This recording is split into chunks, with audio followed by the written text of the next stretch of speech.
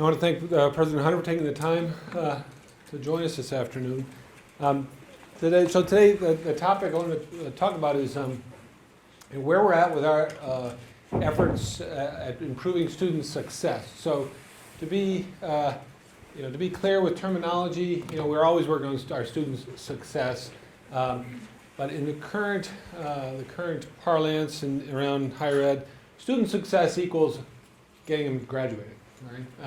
And the sub part of student success is keeping them at the university, right? So retention and graduation are really the heart of what we're talking about. And so, and again, this is part of the sort of national shorthand is when we're talking about student success. So that's the focus we want to talk about today. And so, my thoughts about this, or what I want to do today, is I want to talk a little bit about what we started a year and a half or so ago with this Think 30 campaign. You're probably sick of hearing about it, but you heard about it. What I want to do today is show you a little bit of data because we're tracking the impact, what we're hoping is the impact of this initiative. And the data are, to foreshadow, the data are encouraging. And so I want to take a little time to talk through that. Now, while the data are encouraging, there's also a lot of work to be done to continue. And I think there's some things we can do here at the University of Maine to really take the next step up in helping students to succeed, i.e. to stay here and get their degrees in a reasonable period of time. So that part of the discussion, really, I'm going to share with you some ideas. I'm going to ask you to be patient with me because I'll talk you through a little background on why I think this is a direction we should head. But it's not it's not like Think 30 where I said, here's what we're going to do. We're starting next week. With Think 30, actually, we started before I got to talk to people about it. This is really more about, this is where I think we should head. What are your thoughts? Either you think this is a terrible idea and we can have a discussion about it, or you think that maybe there's some merit to this idea, but how we would implement it is a challenge. And I'll grant you that it is a challenge. So I don't have it all laid out. We haven't worked it out exactly how to move this forward. But it's the idea of getting it on your place, getting you thinking about it.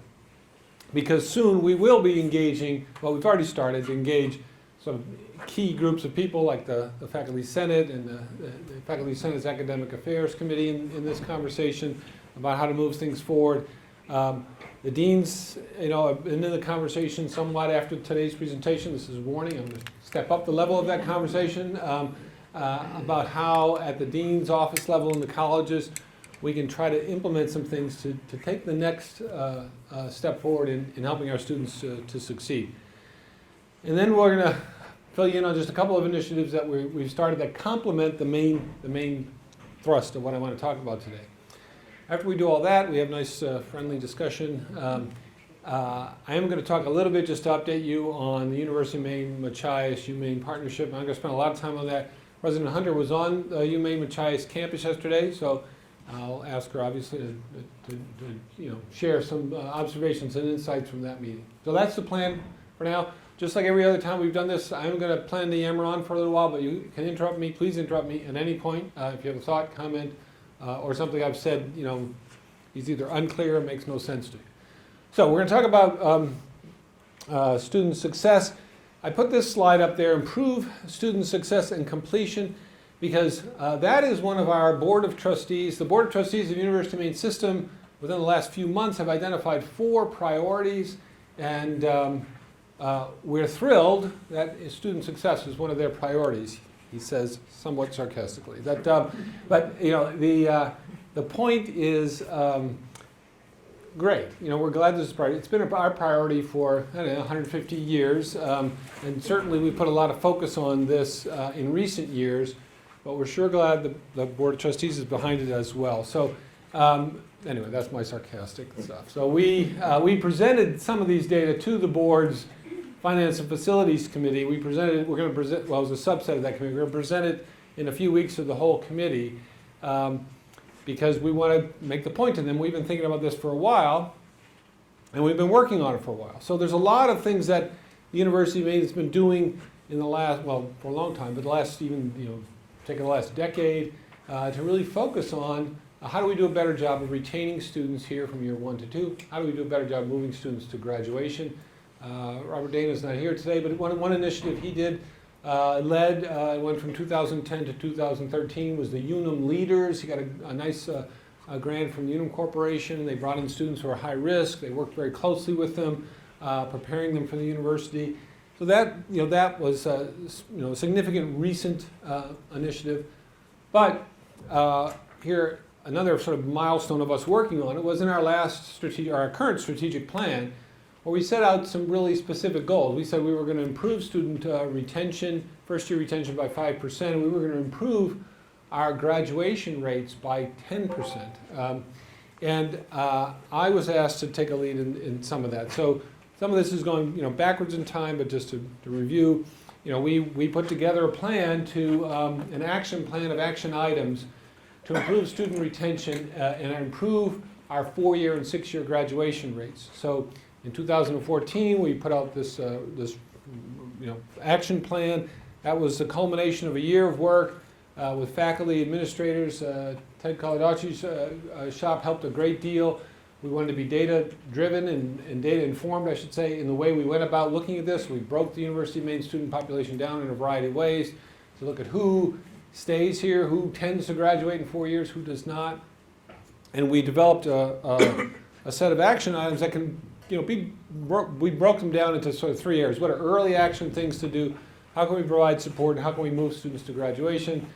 These is just to give you a sample of the kinds of things that were in that report and that we've actually done. So we set out, we called it the action plan because we set out specific action items we were going to do over a 2-year period. And that 2-year period ended last summer, and we did these things. So we've worked closely with the colleges and with student affairs to make sure that every new first-year student here has 3 kinds of substantive contacts with an advisor or some support person in their first 3 weeks on campus. Every student at the University of Maine now has access to a first-year success course. We'd had those around campuses, but not consistently. Now every entering student has a success course they're able to take. We moved explorations into the College of Liberal Arts and Sciences, that program, with John Machetta and his group, to bring a little more cohesion to that, and we started matching the mission of the College of Liberal Arts and Sciences as well as the mission of the center that John leads. Dr. Dana, you're late, and because of that, you missed the nice things I said about you, and I'm not going to repeat it. So we've also been working on academic support out of our own RISE Center. They developed something they call the Maine Learning Assistance, a program to help with students, and their target was in the STEM areas and some are what I call killer courses in the STEM areas, and how we use other undergraduate students to support them. They've got data to show success with that, so this year we've invested some funds in that to spread that out and provide Maine Learning Assistance for a wider variety of courses. We've made some changes to some of our policies that once we looked at them, we said, these are creating just the absolute right incentives if you want someone to drop a class. Here's how to incentivize course dropping. So we changed that a bit. Most of the colleges have professional advisors as part of their advising plan. We've done some things looking at preparing students beyond graduation. I'll mention these 2 first. We've talked about the flagship internship program. It's been a little slower than we wanted to get off, but we're launching it this summer. Partnerships with companies to have our students work with them. Again, one of the broad things, and one of the things that Dr. Dana brought to the conversation when we were putting together the action plan, is this overall theme of engagement. The more engaged students are, the more likely they are going to persist and graduate. So we have the Engaged Black Bear Initiative. Claire Sullivan's leading that. That's our web-based badging system. Again, giving students recognition and encouragement and incentive to be engaged outside of the classroom in a variety of activities and recognizing that. On the sort of less pleasant but more what the hell's going on here part, we looked at the retention, the graduation rate for every department at the university. We looked at it not from year 1 to 4, but we looked at it essentially from year 2 to 4. That is, students who, once they've achieved 65 credit hours, how many of them are graduating in 2 years from then? And we ranked every department, and I won't mention departments, but the ones that ranked at the lowest in terms of that variable were asked to examine in their major what they felt would be the impediments to students moving to graduation, and to come up with a plan to address that. That's been ongoing. Some areas addressed it real quickly, but others ongoing conversation. So there's a lot of things that we've been doing. That's only, again, a sample. But again, most of what's in this report we have executed. The thing that's drawn the most attention for good reasons, because that was part of our plan, is this Think 30 initiative. This idea, simply, is to have everyone on campus focused on helping students to achieve 30 credit hours for each year that they're in here at the University of Maine. And so, part of the whole campaign is really just this public awareness piece. We started in the summer of 2015 at New Student Orientation. We talked about it with new students. We talked about it with their parents. We started the kind of broader public awareness campaign that fall. We got a neat little video. It's 1 minute that shows why you should pay attention to this. Part of our campaign focused on affordability and debt. So I'm sure you've seen these things where we show, look, you graduate in 4 years. The average student from the state of Maine who graduates from here in 4 years carries about $21,000 in debt. If it takes you 5 years, it's about $29,000 in debt. And if it takes you 6 years, it's about $32,000 or $33,000 in debt. That was part of our public awareness campaign. I want to thank Monique LaRocque and the folks in the Division of Lifelong Learning who really took the lead on this. I get a little thrill every time I see it on the football board there. It comes up, Think 30, look at, get it mindful. I was in visiting Dean Haddad a week or so ago, and I saw a banner outside of the Advising Center in the College of Arts and Sciences, 30-30-30. That's part of the campaign. Everyone raising their thinking about it and having having people focused on that. I know faculty, I hate to say trained faculty, that I should have, anyway, encouraging faculty to have that as part of the conversation in advising. Oh, you're going to drop this class? Okay. Now, what's our plan for getting you back on track for 30 credit hours? As a campus, we created the winter session. I really appreciated the Faculty Senate's collaboration in this to change and push back spring semester a week. That allowed for a reasonable period of time to offer a winter session for students to either catch up or get ahead with course credits. I'll show some data on that.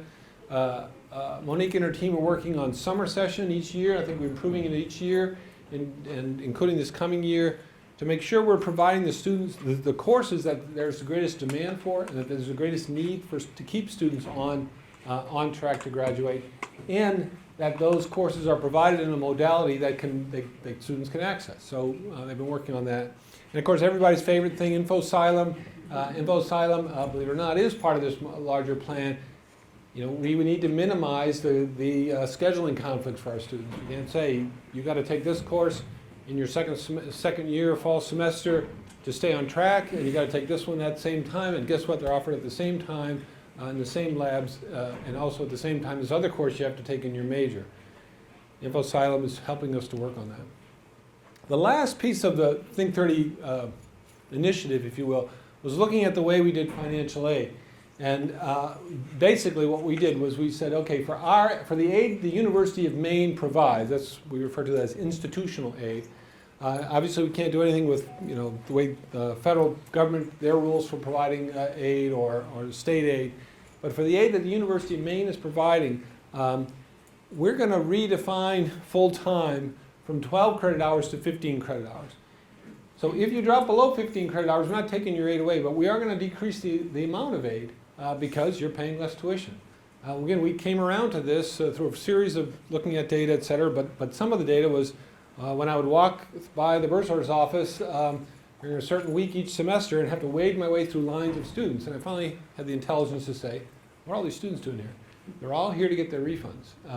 All the students there, if I drop my course, again, we had created nice incentives to say, drop your course by this date and you'll get your money back. And even if that money is provided by institutional aid, even if it's we're giving you a scholarship, but if you drop a class, you can go pick up a few $100 and okay. So we've looked at that. Now again, we started that piece of this fall, and maybe not the most popular thing we've done. But let me talk a little bit now about data, and so what impact has this had?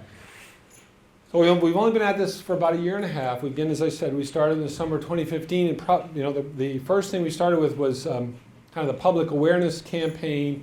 So what we said was, well, let's look at the first year students, because they're the ones we really hammered this message with, for year 2015-16, and let's just look at that compared to the prior year and see what happens. So we're encouraged that those students who accumulated 30 or more credit hours in their first year for the 2015-16 cohort jumped up 3% over the year before. So we're encouraged by that. It's not as strong as as dramatic as we would like, but it was year one, and we had yet to fully implement the program. But we were encouraged that we saw this increase. As I already said, we didn't do the full Think 30, that is including the financial aid, until this fall.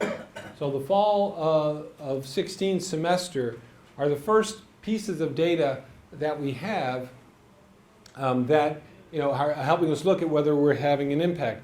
And I'll show you those data, which are also very encouraging. So this is, the blue line is all University of Maine students. So we just took the prior 2 fall semesters.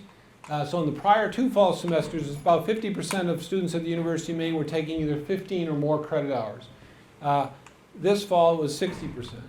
But our biggest jump came again with first year students. The prior 2 falls, they were about 60% taking a full load of 15 or more credit hours, and that jumped up to 74%. So we find that we're quite encouraged by that. I'll let you ask the question. So I'm sure there's questions about that, but anyway. The other thing we've done is we started the winter session, as I said. We've been tracking that and whether or not students are taking advantage of that. So again, that's launched last year, 3 weeks. All the courses are online. They're selected because they're courses that many students need, and they're courses that we have been working with faculty to make sure we're delivering with very high quality and online. First year, we had 683 students earn the credit hours, not attempt. That's the ones who actually earned three credit hours. They couldn't earn up to 4, but I'm not sure anyone did. 3 credit hours. Second year, 962 students took advantage of winter session. I think one of the things we're really encouraged about that, we looked at the data last year and we looked at it again this year.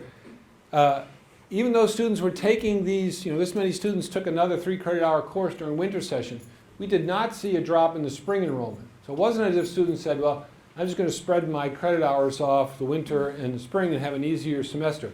Not that that's a bad thing either, but our goal is to have students accumulating more credit hours. And the data, at least thus far, are suggesting that we're having some success. So, our focus on student success, our focus on helping students to get through in 4 years, is not, we're not doing this, we're not the only university in the United States that's doing this. There's a lot of places involved in this. This is a national issue. I'm sure you've all seen the national data on student debt. There's national data on students who start college and don't complete. They leave with debt but no degree. There's a nonprofit organization called Complete College America. It's about 10 years old. And it asks states to sign on to engage in addressing this problem of students starting university and not finishing. So Complete College America, they've come up with a few reports. They have an annual meeting. They provide support for the states that want to do this. Maine joined a few years ago, and so we have access to their information, and they have access to us. I'm telling you about that because one of the things that we're kind of excited about is that this year they included our University of Maine Think 30 as an example best practice. So now they're out talking nationally, they are talking about here's another strategy. In fact, I'm going to claim, and I'll claim it, and someone can say I'm wrong, but I'm going to claim it anyway. We actually kind of changed the conversation.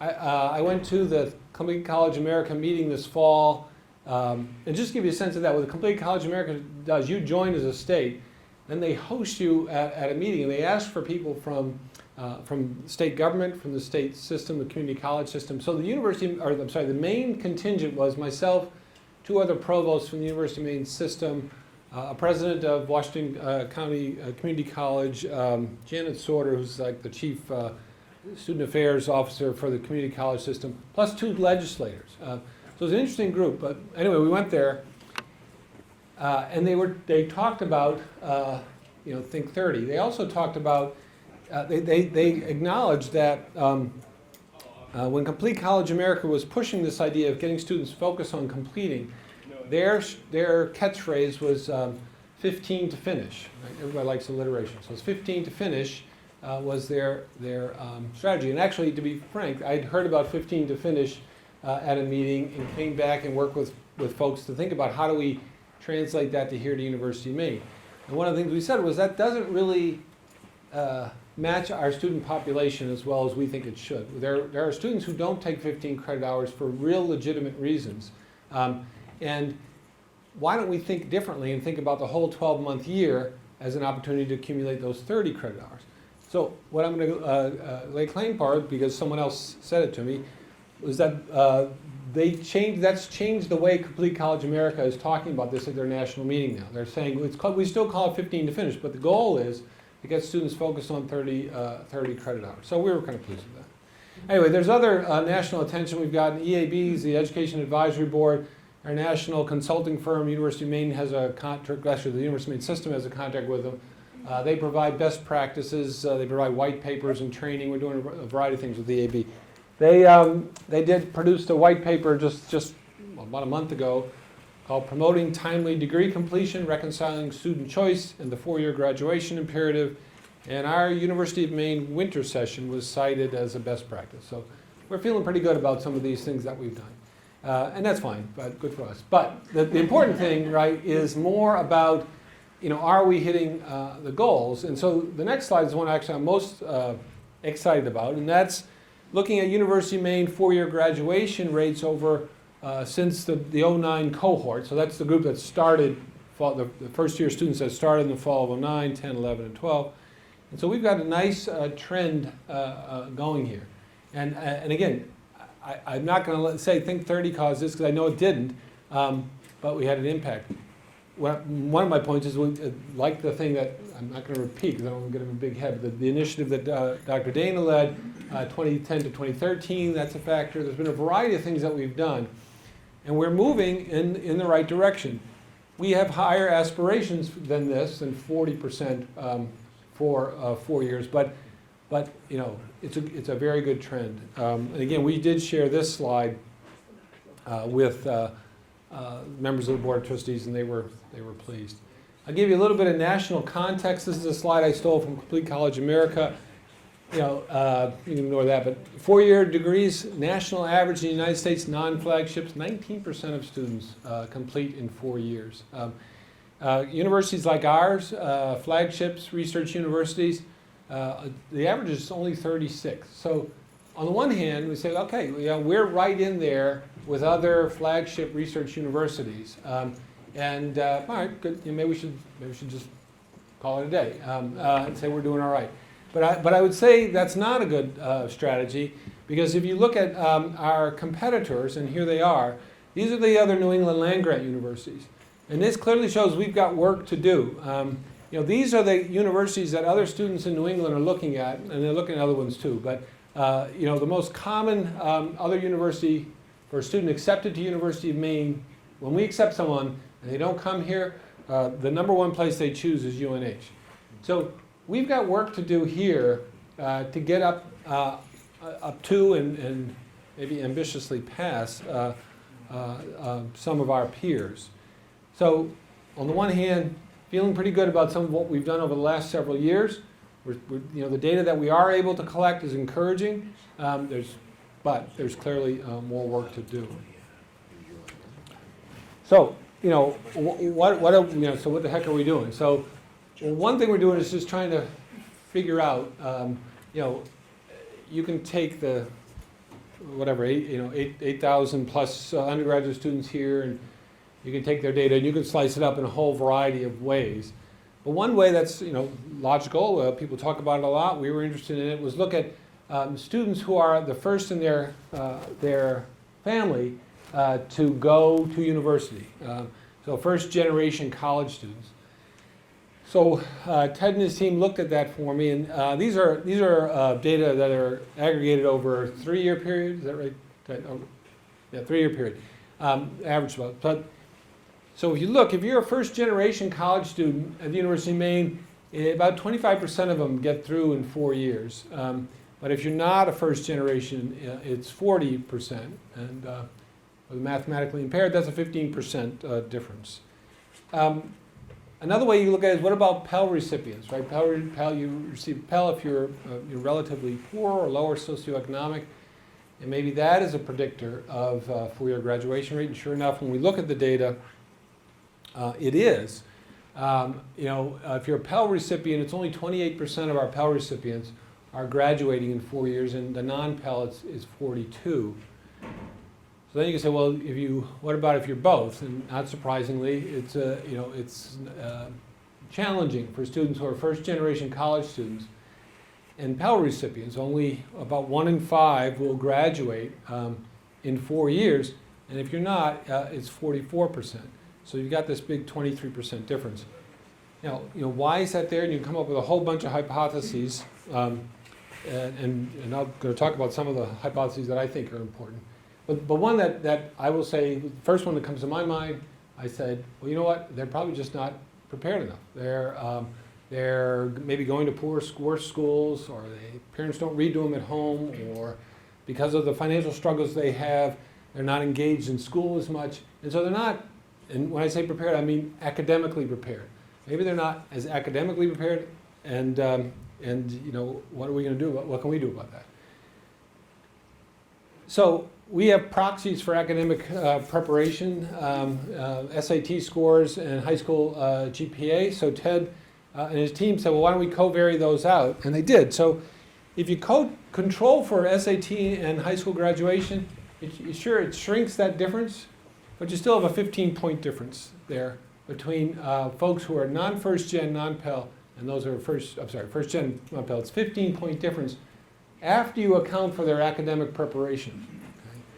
So it's not reasonable, in my opinion, for us to say they're just not smart enough, or they just, it's the K-12 school's problem that they didn't prepare these students well enough for us.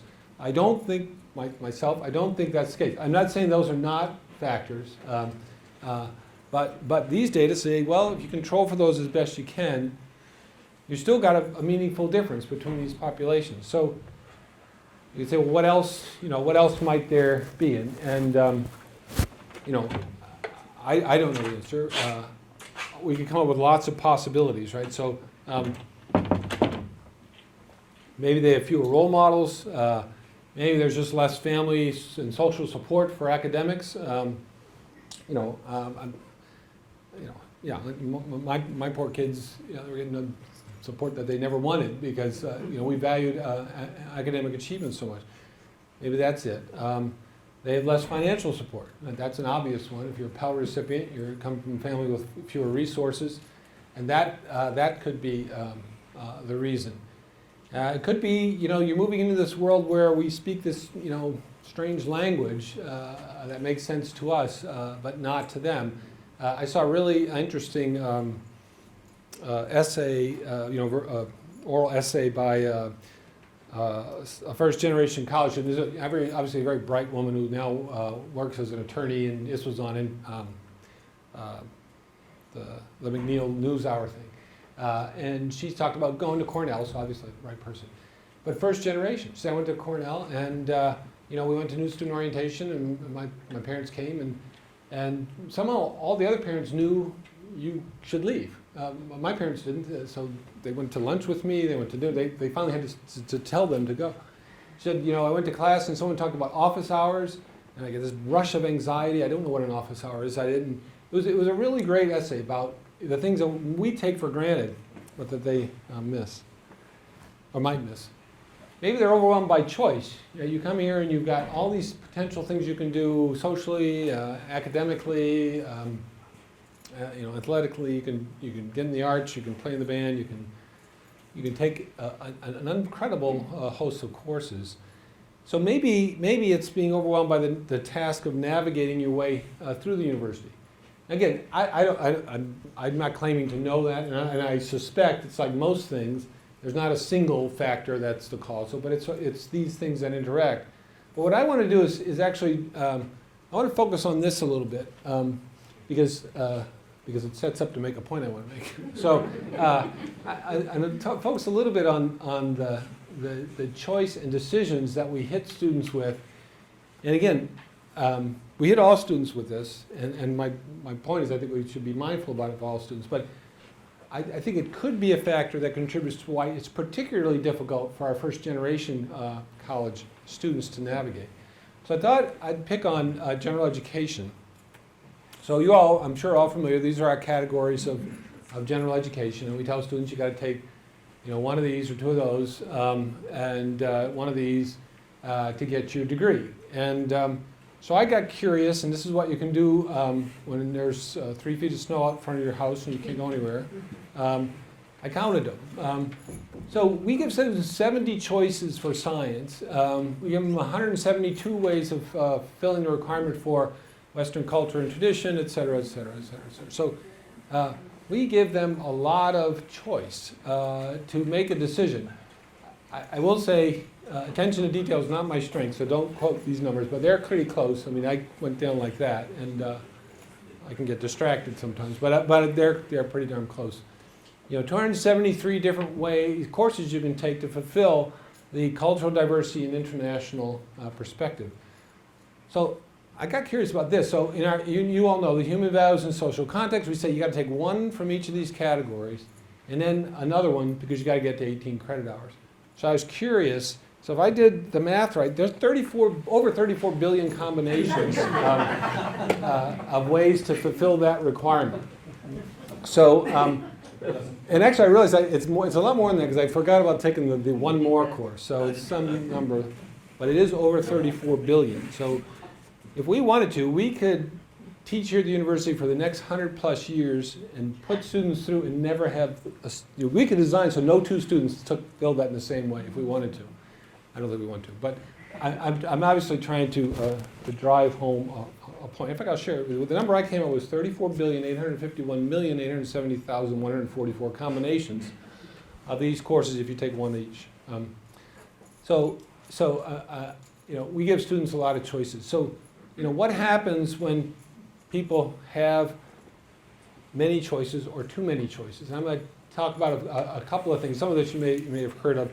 You might have heard of this famous study, the JAM study. So this is from behavioral economics. A store is interested in giving customers a taste test about jam to promote them buying jam. And so they set up a display, and they have 24 types of jam. And this, it's quite exciting. Look over 24 jars of jam. And about 60% of customers say, well, I'll go over and give it a taste test. On average, they only tasted 2 types of jam, and 3% of them bought a jam. Then they said, well, what happens if we don't give 24 choices, if we only give 6 choices of jam? And so what you find with that is you do have fewer people coming over to look at it, because it's not exciting to say, well, there's 6 choices. But they still average 2 tasting only 2, but 30% of them buy jam. The idea is that behind some of this behavioral economic stuff is that more choice doesn't necessarily lead to better choice or even making informed choices. My background is in psychology. There's a book that came out about 10 years ago called The Paradox of Choice, Barry Schwartz. And he kind of makes this point in a variety of ways about in our current culture, how many choices we have in nearly everything that we do. I was thinking of that the other day. So when I get in my car and I drive my 2.5 mile commute to the University of Maine, I think it's 12 channels pre-programmed on my radio. I stopped satellite radio. I didn't want to pay for that, but I could have had hundreds or more on my satellite if I'd after the free period was over, I said, no, I have Apple Radio on here, so I can find just about anything. The other day I listened to bluegrass covers of Led Zeppelin. It was great. I have books. I have Audible on here, so if I want to listen to a book, I have some favorite podcasts on here. But the reality is I either listen to NPR or I listen to Stephen King's Rock Station. That's it. I choose those. I go between those two. I have these hundreds of choices because it's overwhelming. That's Schwartz's main point, is that more freedom to choose, more choices, does not necessarily make for a happier, more content society.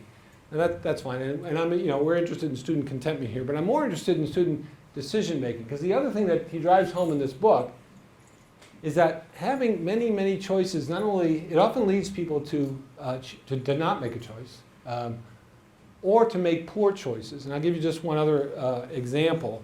This is a true example from a company that offers a 401k. And for years they offered 401ks. You could have this option or this option. And 75% of their employees chose one of those options. And they said, well, we want to be helpful to our employees. Let's create more options. There's a lot of ways you can use your 401k. So they had 59 options. Well, then only 60% of employees signed up for any type of 401k. They made a bad decision not to invest for retirement because they had too many choices about how to invest for retirement. So what is this? How does this relate to this? I think what I'm going to suggest is I think and I realize this, I'll repeat, this is a multifaceted problem. This is not the only part of it. But I think some of what we could do a much better job of is simplifying the task and improving the navigatability of, I start at University of Maine and I graduate 4 years later, by taking, well, maybe not taking away, but making it easier for students to make informed choices. So again, I've never had an original idea in my life. These are ideas that have come around, and Complete College America is talking about this. Other universities are looking at how do we do this. And there's this general idea of guided pathways, which is ways of saying, okay, when you walk through the door, your interests are in X. Here's a pathway to graduation for X. It's not a contract. It's not saying you now have to stick on this path and can never stray from it.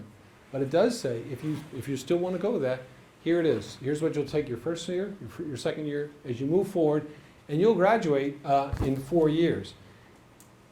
So the components generally, so again, different universities do this in different ways. What I would glean is the essential pieces, and I would say the essential pieces as they relate to how we might explore this at the University of Maine. The first is that you have a default pathways to fill major requirements.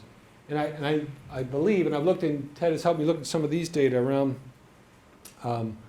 all the majors we have at the university. And I've been looking at the 4-year graduation rates. And a gross generalization I'll make, but I think I can defend it, is that the higher ones tend to be programs, they actually tend to be in the professional programs where it's pretty clear what you're going to do year 1, year 2, year 3, year 4 to get to graduation, right? Now, there are other things that are different about those programs. I've seen for years when you break down data about 4-year graduation rate, if you just look across the colleges at the University of Maine, the five degree granting colleges, the College of Engineering has the highest 4-year graduation rate consistently, and their departments are always amongst the top group. And to be honest with you, what I always said was, those wicked smart engineers, I could never get past Calc 1. That must be, they're really smart, motivated kids. And I think they are. But now this has got me thinking a little bit differently, that yes, they're smart and they're motivated, and they have a pathway. When they come through and they want to be a civil engineer, they kind of have a pretty clear path of what they need to do to get there. You could look at nursing, or my wife's in communication sciences and disorders. Communication sciences and disorders has very high 4-year graduation rate. Their average SAT and average high school GPA are not nearly where the engineer groups are, but their graduation rate is. Those students come in, if they decide they want to get a degree in CSD, at least within the major, they have a pretty clear path. They have to take this course in year 1, year 2, year 3, year 4. So that's one piece. Another piece for us, and I took the time to show you the gen ed stuff because I think it's an important part. We're figuring out pathways through these 34 billion plus options. There's actually a lot more than 34 billion because I didn't look at math and ethics. There are, for all practical purposes, infinite options for them to choose. We need to help them with that. And I know we do, but I'm going to suggest maybe we can do a better job of that.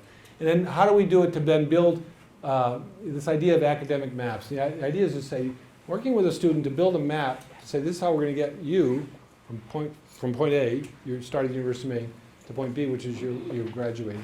And it's not a map, again, that's a contract that they stray off, but the point is that they make informed choices about changing. So for the default pathways, it's a 4-year path to fill the major requirements. These are the kind of general pieces of this. It's built around what you think of as the milestone courses. This is a course you need to take by the end of your sophomore year or the end of your fall semester of sophomore year to stay on track. You can have more flexibility around other courses, but let's put the milestone courses down first, the ones that if you get behind, you're behind. You build the map around that. And then my other point is then it's not again that students we say you have to adhere slavishly to this. We say, okay, I want to make a change. I've learned something new. I want to take a different kind of course. Okay, let's put that in the map. Now let's see what impact that has down the road, and let's create an alternative. Let's make a change to that.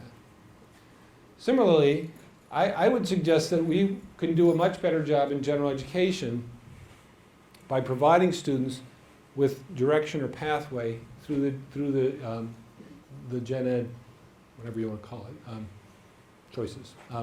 But so for example, we might say, my background is in psychology, and for years I advised psychology students. One strategy might be to say to the Department of Psychology, all right, you all get together and you come up with what is a pathway through gen ed that really complements the psychology degree. I can hear them responding already. Well, it depends on whether you want to be a child psychologist or you want to be, okay, fine. What are 2 pathways or what are 3? Not what are 34 billion. Can we make this an easier task for you? We say, and again, we're not saying you have to do this. We're saying you walk in the door, you're 18 years old, you think you want to be a psychology major. Okay, you don't know squat about psychology, but you'll learn some stuff about it. But we do know squat about it, and we think here's, I don't know, what's the right number? 2, 4, 6 potential pathways through gen ed. And it's rational and thoughtful. Now, I know all of you are probably better advisors than I was, but I would meet with students and say, I need to fill this one, and I'd say, what do your friends do? And they do this, they love that course. Why don't you try that? Because, again, it's probably a little better now, but at that time I'd have to open a book, look at the 172 choices. I have to say, ARH, that is, I think that's art history. And we go elsewhere, I'm right, it's art history, good for me. Now I got to find a description, and now let's talk about that course. I know you all as advisors, I did as advisor, accumulate knowledge over time, so it's not starting from scratch each time. But I would suggest that I don't think we accumulate knowledge in the most systematic, and to be frank, the most productive way. If we brought groups together, if we challenged people to say, what in your area, what does it make sense? What's the set of courses that would do this? Another strategy would be for us to do it more university-wide and not tied to specific majors. And this is what some universities are moving to. They're moving to what they're called meta-majors. And this might be an example, potentially, of ways that we could organize all the majors at the University of Maine. And again, you could argue with me, that would be fine. It could be another way to organize them. But let's just say, in the humanities majors, what are 5 pathways through gen ed, and why? Why would we want them to fill the mathematics requirement in this way as opposed to that way? Right? It might be easy for them to take these couple of courses because they're in the humanities, even though they were really strong math students, so they could just knock off these courses. That's fine. They can meet the requirement. But wouldn't we be doing a better job? We said, perhaps a course in quantitative literacy that helps you look at probability and statistical thinking might be something that would complement more what you want to do in your degree. We could look at that broadly and try to narrow this choice. I mentioned math because Jeff St. John and then Dean Haddad and Nigel Pitt, the chair of the Department of Math and Statistics, have at least started some conversations about this, about ways that we could look at it. Could we say, all right, for students who intend to major in a STEM field, what's the recommended way to do this? Now, again, as I said, I recognize, so in college engineering, they don't have to worry about this. They know they need to take these. But there are other STEM disciplines that's less clear. If you're in, let's look at other disciplines. You look at other sets of majors. What are the kinds of things you need to understand? When I was an undergraduate, I was a psychology major. I figured, I think I actually will want to go on in graduate school. I asked around. They said, you ought to know things about statistics. And they had the statistics required courses for psychologists. That was great. But I ended up taking more, and I ended up being a math minor, mostly taking statistics and probability courses, because someone said that's what psychologists ought to understand. Now, I could have taken a bunch of other math courses, and they would have edified me, and it would have been useful, generally. But I think it helped me better because someone advised me to say, if you're serious about this as a graduate school, take a course in Bayes' theory. It killed me, but I sort of understood some things around that. Then you can look at courses, majors that really have no specific requirements, and maybe we look at developing ways. We have courses in quantitative reasoning. Maybe those are the ones, or maybe we revisit the way we're doing that. Then the third piece, as I said, is this building the academic maps, and so what you do is with each student, they have a map. How I'm going to get through a pathway of how I'm going to get through with my major. I'm going to look at these narrower sets of choices, are recommendations for my way through the gen ed requirements, and build a map, and then that map becomes the focal point. Now there are software programs, etc., for doing this, and actually, University of Maine System is invested in something called the Student Success Collaborative with EAB, and eventually we will be bringing some software over to campus to help with advising. Part of it is this idea of making it easy to have a default. So a student comes in, their major X, here's the default, it's already loaded up on there. Now, you can make changes to it, but as you change the student's map, the computer, because they're geniuses and do things in iteration, shows the implications of that. Right? The other way that this helps us to be a better institution is that, or potentially would, is that of those gazillion courses I showed you, I think it's well over 800 gen ed courses. I suspect that if I went through one at a time and looked, I bet there's some of the courses that are on there that haven't been taught for 3 or 4 years, or that maybe were taught this semester and aren't going to be taught for 2 or 3 more. And they might be part of somebody's plan because the student has no clue that we're not going to offer that. If we had a better idea of what we needed, if we build these maps, work in and say, okay, I can predict 3 semesters ahead, we're going to need these courses to be populated. We're going to need X number of sections of this course. I know that's kind of ambitious, but I think we can get there with the right kind of tools. But the tools, the computer tools, the programming, can help. But it's not going to do us anything unless we do this kind of work around how do we build the pathways, what makes sense. The computer can go through and say, yep, you have 34 billion options for you're doing this. That's not helpful, right? But if we put it forward, maybe that can help. So I may stop here, and I've been jamming on for a while. So get your thoughts and reactions. John. Just on the last slide, with best practices or other institutions that are doing a similar model, where do undecided students kind of come in that mapping? Because I think, for those last few slides, I think it was more focused towards majors, which is great. But I think undecided students are still going to be overwhelmed with choice, especially if we're talking about the exploration tracks. Yeah, so where do they fit in that picture? Yeah, so I think the way they fit in what some universities are doing is just, again, this idea of meta majors. So I think you probably know better than me. Some students come and say, I have absolutely no clue.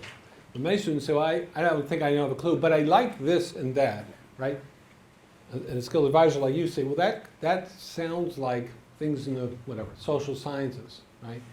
So we build, default pathways for the undecided students, and part of the pathway is decision points. So we go to this point, and now the plan is, my advisor and I are going to meet after this semester or 2 semesters, revisit and try to move toward a major. Because another thing we saw in the data from University of Maine is the longer you're in explorations or longer you're undecided, the lower 4-year graduation rate you have and the lower retention rate you have. We saw, we've done some things already to try to address that. But that was a really pretty clear finding. Even when we control for things like SAT and GPA, if you hung in for a long period of time as undecided, the longer you were undecided, the lower the probability was you were going to earn your degree in 4 years, and actually the lower the probability you're going to earn your degree at all. So I think some of it is building things that they do involve saying, well, what are the general types of things? And maybe it's the meta majors is a way to look at it in this broad sphere. Thank you. Yeah, Dave. Are there any assumptions you've made, either based on the statistics you showed, which, by the way, we didn't see any statistics on your statistics, if there are significant differences, or the books you read on choosing jams or retirement accounts, which are not very serious choices as compared with choosing a class? If any of these assumptions are invalid, or have you worried about the validity of the assumptions you've made? Because they are the assumptions that led to your conclusions on an approach of, what if the selection of gen eds isn't our problem? Maybe we should interview students who don't finish and ask them what the problems are. I think that's fine. I throw that out. But what I'm saying is, there's, I throw a couple of examples because they were catchy, and one I stole the slide from Complete College America, so I didn't have to work on it. But again, the Barry Schwartz book, there are, I would say, hundreds of studies looking at people, give people lots of choices. The first thing they'll do is default, just stick with whatever they've been doing. And then the second thing you find is that people make choices that are not rational. Even, they do experiments where they lay out lots of choices and the data is there to make a wise choice. But the more choices you give people, the fewer they have. Now again, I'm summarizing things without giving you statistics. I'm pretty confident in the assumptions that I've made about this. But again, I'll repeat what I said earlier. I'm not saying this is the answer to all problems and all questions. But I would say I have anecdotal evidence of the gen ed problem, and that's from being an advisor and talking with students even after being an advisor. They say to me, I took this because it's on Tuesdays and Thursdays. I took this because my friends say there it's good. I took this just because I had no idea what to do, but it met that requirement. I took it because I waited to this last semester to do population and environment, and it's the only one there, so I took it. I think we can do a lot better than that. And I think part of that is this multiple choice, overabundance of choices. And again, it's not all of it. Part of it is doing good advising, et cetera. But I think it's part of the puzzle. Laura. Yeah, I definitely run into the problem of too much choice with advising all the time. With major advising, I think even though English has many choices, we do have a pathway. I'm wondering if you could do clusters or something, like English classes that fulfill this. What I'm thinking about is English. Our classes normally, which we could change, run once every 4 semesters. So as you're trying to plan, you're trying to plan this, if you've got courses that only run once every 4 semesters, that becomes complicated. And then in August, you turn to an English professor who's going to teach such and such a course, and you say, could you please be chair of this department because or something doesn't come through, and therefore that course is no longer offered. So could it be clusters of courses instead of Sure. something along those? Because what I would say is, again, it's a rational cluster that the English department thought about that has 3 or 4 choices. Right. And then that's useful information for the chair of the English department when they're doing the scheduling. Right. To lay out. So I'm not saying it has to be this to this specific, but as opposed to And again, I will say, I think most majors do a better job, a pretty good job, I should say, of mapping out for students. But my observation is that you could put those on a continuum, and I'd say on the one end is the humanities, and then social sciences, working your way toward the STEM where there's a lot of openness. You could, I remember, you could get a bachelor's of science, I think in psychology, if I remember right, 36 credits in psychology, and you got to do a minor, and then there's just leaves a ton of choices for you. How do we help students to make more rational, productive choices? Jen? One statement and then one question. Sure. I'm doing this on behalf of my colleagues who aren't here, who would definitely say it's been a number of years that the gen ed is not math, it's quantitative literacy. And it's still being presented as a math requirement. Point well taken. And, it's quantitative literacy, which is shared by the entire campus, not just the math department. Any idea of what they're doing for gen ed at our peer institutions like UConn and UVM that had really high rates? That's a great question. I have to admit, I know UConn because my son graduated there. It's not very different from here in terms of the kind of choose from this menu type of thing. The universities where I've been looking at, and I've done this, so what they are choosing or working with what I would say a higher risk student group, students who are like us have.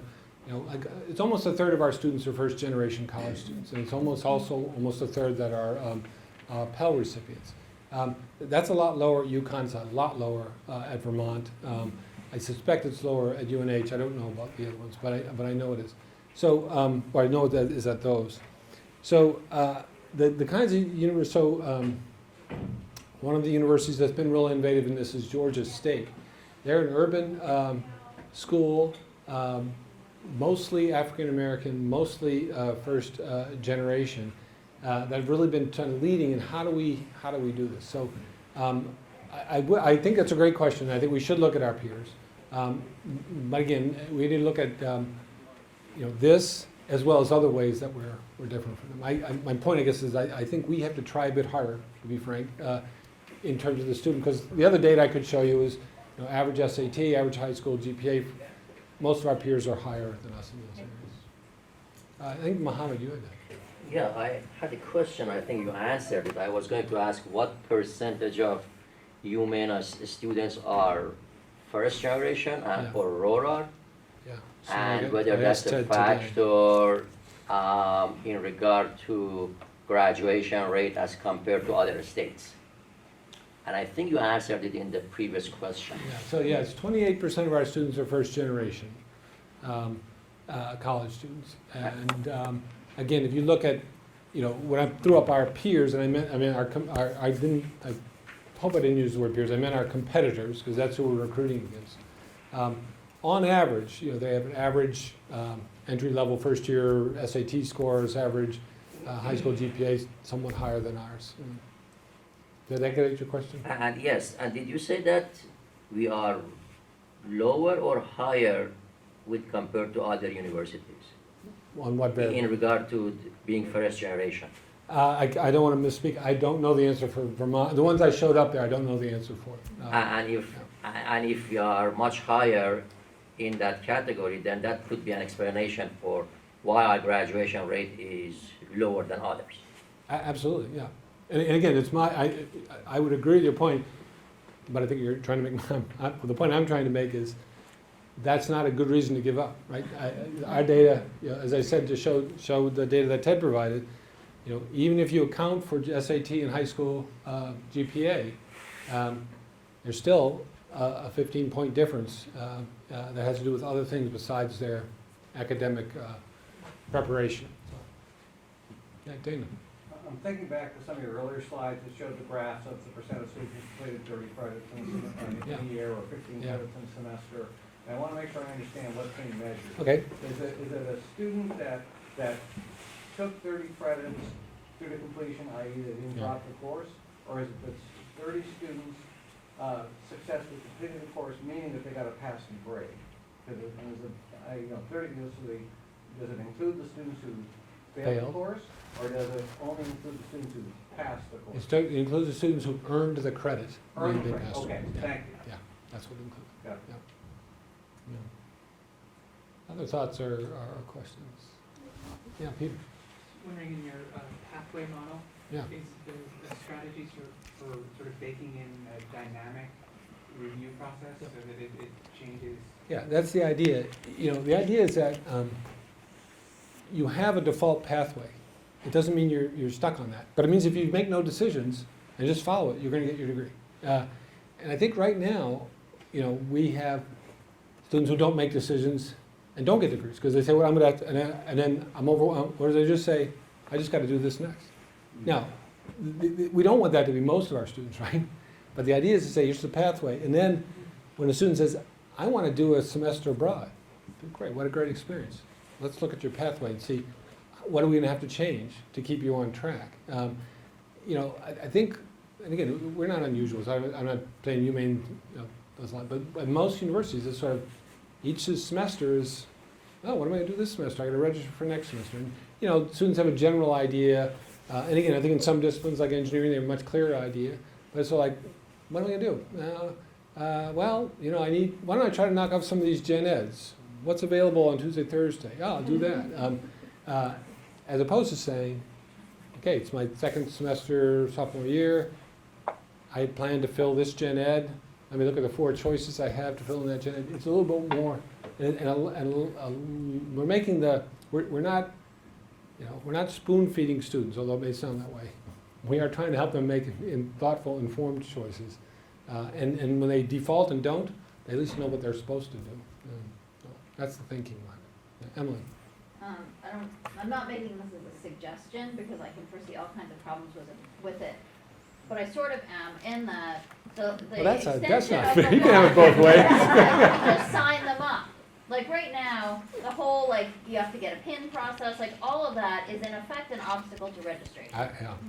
And I applaud it in that it forces supposedly a conversation with Yeah. an advisor. I also know that we get a lot of calls in our office that are very clearly efforts to circumvent that or to acknowledge the impossibility of it for any number of reasons that,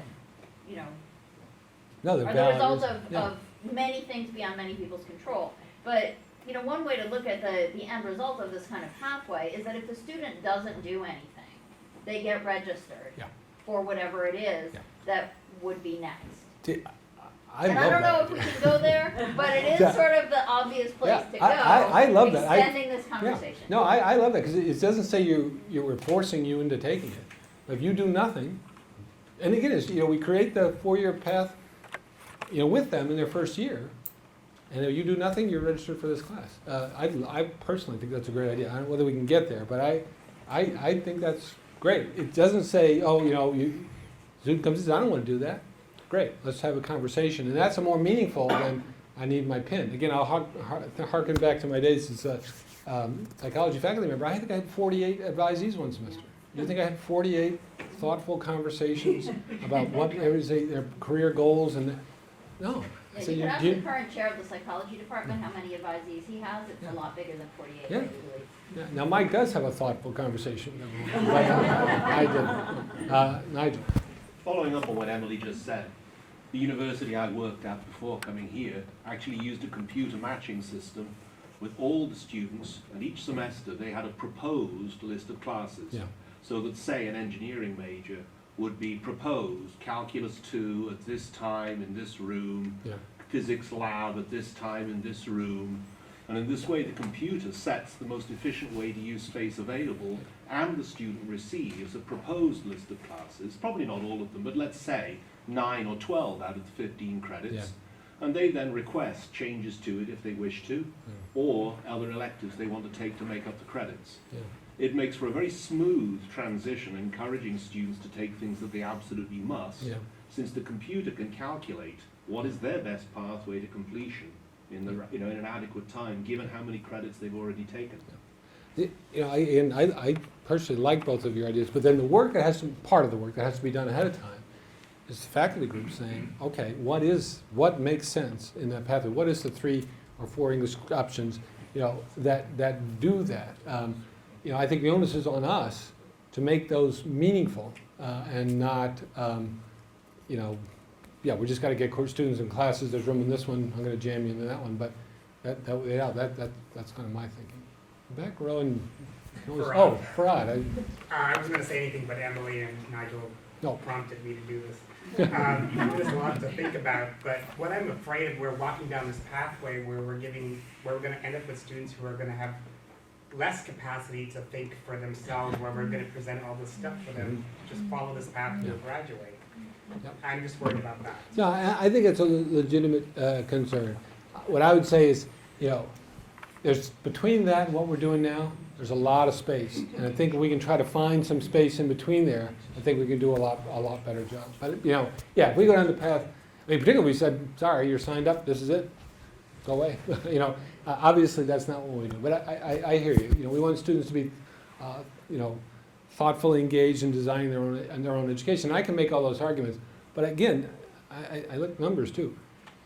In my opinion, it's ridiculous to give someone 250, 78, whatever number was, choices about how to fill a gen ed requirement and anticipate that they're going to make a thoughtful, informed choice about that. I just don't think that's passes the straight face.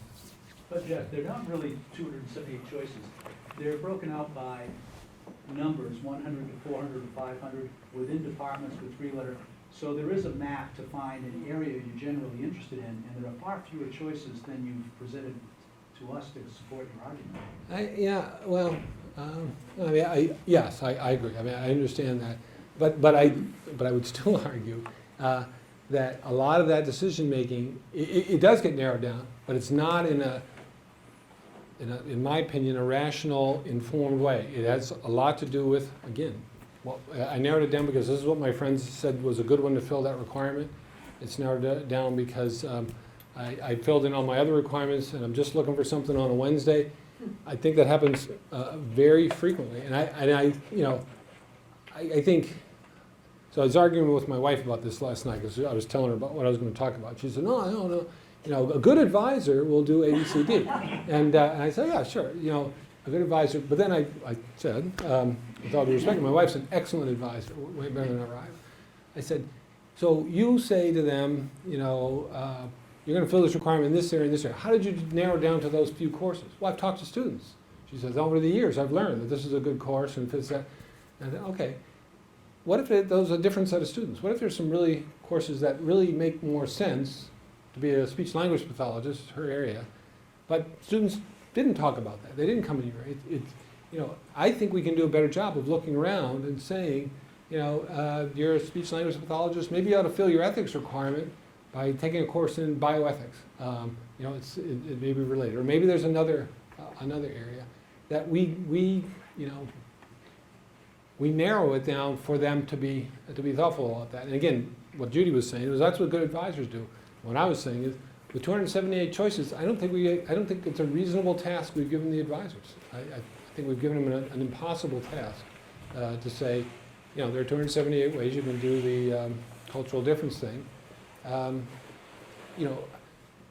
They'll advisors develop knowledge, but I'm not sure it's the most systematic way that they could do it. Sally. I'm gonna make a quick comment on the advising. Yeah. I was really excited when I saw the fall plan for, Yeah. I think that's a great idea to shape a pathway that we don't necessarily have to Yeah. take. And having advised for one semester, yeah, it's fun getting honor students so excited, Gen Ed's taken care of, but if not, it was overwhelming for me. And so, nobody's told me how to be an advisor. Right. And so I have nothing to go on except trying to figure out Main Street. So for me, that was an exciting possibility. But I wanted to bring up a completely different topic, and I was hoping somebody else might bring it up because there's a lot of people on here that worked with the Vice President for Research Office on the Inclusive Excellence grant for HHMI. They were looking at what are the barriers for first-generation students Yeah. and transfer students, and that encompasses Yeah. other fragile Yeah. students.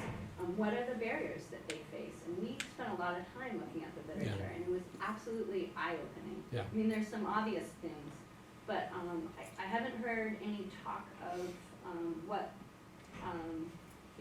the thing that was eye-opening for me was the idea that this population of students that are coming that have a different cultural background than your more traditional student, yes, there's the lingo, figuring out how to get books, I have to get books at the right, bookstore, right. et cetera, so forth, and all the other jargon and things that they just don't know, because Right. they don't have that cultural capacity.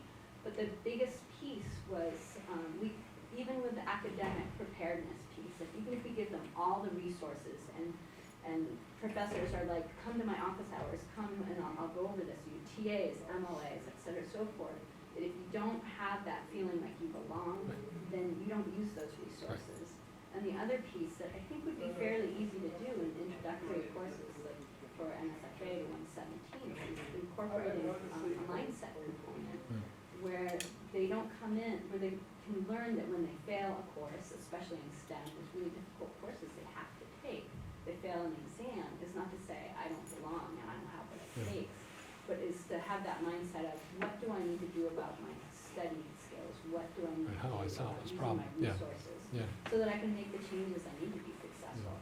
And that feeling, that mindset piece and that feeling of belonging, whether it's academic belongingness in a course, it's very engaging and there's peer discussion and you're working with peers inside and outside of the course, or whether it's non-academic pieces of belonging that are going to motivate them to use the resources, whether it's talking to a professor or using a tutor or peer discussion in and out of the classroom. And so, what are some things that we can think about doing to address making students that, if we're going to have an increased population of students that are coming from these different backgrounds, how are we going to help them adjust so that they can use all these great resources that we're trying to develop and provide? Those are all excellent points. And again, I hope I haven't given the impression that if we just do this, everything's going to be okay. As you're absolutely right. There's all these other things that we need to do. Dr. Dana and I are working, bringing people in. We had Michelle Smith into a meeting about this. There's a private foundation we're trying to get some funding for to try to a pilot. Where we bring first generation students to campus in August. They take a course. It's a 3-week course, so they're getting a real academic experience. But we're doing all this other part too. We're doing the social part of adjustment piece. They're getting the library. They're walking through that. They're meeting with the learning about the tutor center and using it. We're trying to pilot this idea of giving this sort of intensive experience. If we can show, that impacted their retention and retention is the main thing about staying in, but their graduation. Yeah, then I'll be going as we build the next budget to say, okay, let's how do we bring this to scale? Because you're absolutely right. And again, I can ask Robert to comment. They're where, as I was saying earlier, when we first put together the action plan around retention and graduation, the theme that he brought up repeatedly was engagement. It's this idea that you're talking about you belong to something here. And so, yeah, my focus today has been on, this slice of the academic piece. But to be successful, we have to look at all these other pieces. And Robert and his team are doing it all the time. I'd like to think that we are trying to do a better job of doing it in sync. So like this grant we're going after has academic and social components to it, to see if we can pilot some of that. John? I'm just going to give a shameless plug just because I think Sally had mentioned for support. I'm putting on an academic advising workshop on Wednesday next week. I know some of you already have these emails, but if any of you are interested for added support, come see me at the end and I'll give the info. Let me go through just a few more quick things and then we'll take some more questions. I did want to mention a couple other kind of complementary things that are going on along these lines. So the Faculty Senate is reached out and asked, and we're working in a partnership with them, Brian Dorr in the Office of Assessment. They're starting to develop Farad's committee with the Faculty Senate. They're meeting, they're getting underway to develop some rubrics to evaluate our general education categories. With the idea is that they'll start to move these to evaluate specific courses. Jeff, I don't know if you have some additional thoughts?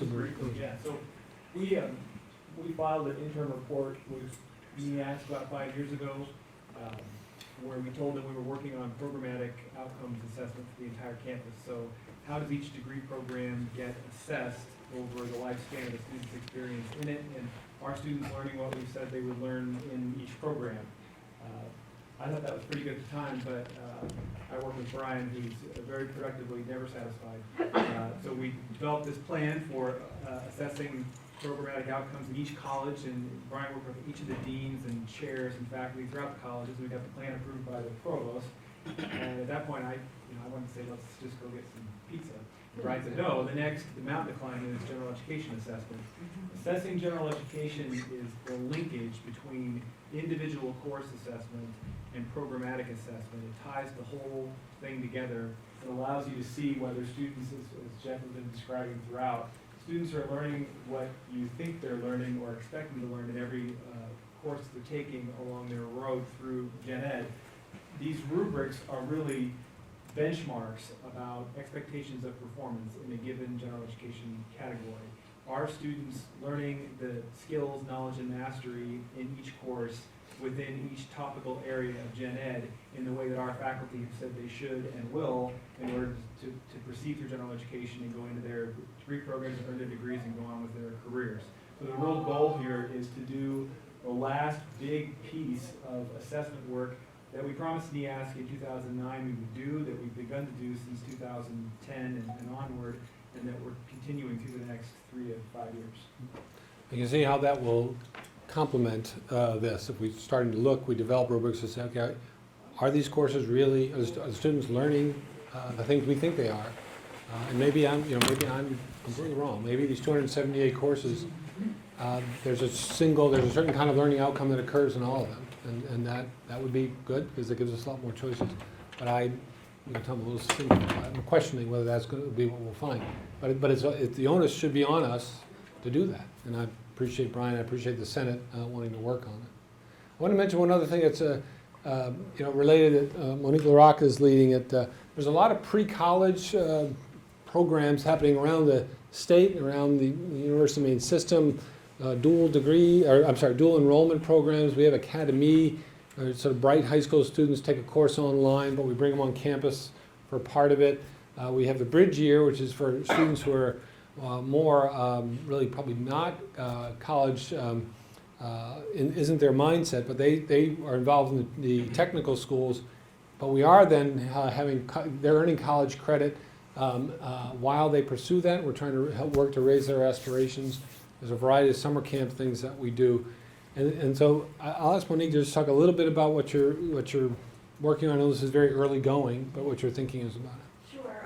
Yeah, this is still pretty exploratory at this point, but we already have in place a few early college initiatives, as the provost mentioned, Academy, Aspiration Program, Bridge Year. The advantage to these programs is that students actually get financial support. They don't have to pay credit hours for this, so it gives them a jump start on their college education. This is happening, as I'm sure many of you know, all across the country, trying to help students get a jump start. This will align very well with the Think 30 campaign. If they can get some credits done ahead of time, they're more likely to be able to graduate, well, hopefully graduate within 4 years. So what we're looking at is being more, I guess, thoughtful and strategic about how we present our early college initiatives to parents and students. Right now, students really don't know about it unless, they might come to us for something, they might go to another department for something, but just really trying to show this is the University of Maine strategy for early college. These are your options, and this is how we can help you through. I love this idea of these pathways. If we can help students think early on about aligning, if we can help align for them particular credit hours that they can take that align with certain pathways, that will help them even more. The other thing, just quickly, is the pre-college program.